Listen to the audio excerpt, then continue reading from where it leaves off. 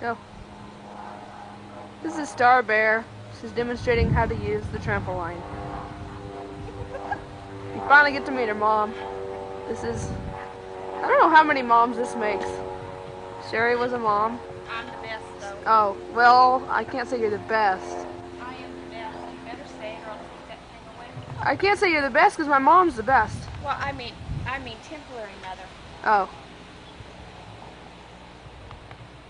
You like these beautiful towels? This is the best we've got. Don't you feel sorry for us? You're doing such a really good job there. Yep. This is such fun. See, Georgia. Yay, Bill went there. That's where my uncle's from. Uncle Wayne. Uncle Bill. Star's going to be putting swimming pool, maybe right over here. They've already got it, they just haven't put it in. Or maybe, I don't know where. Where did she go? There you are, Star.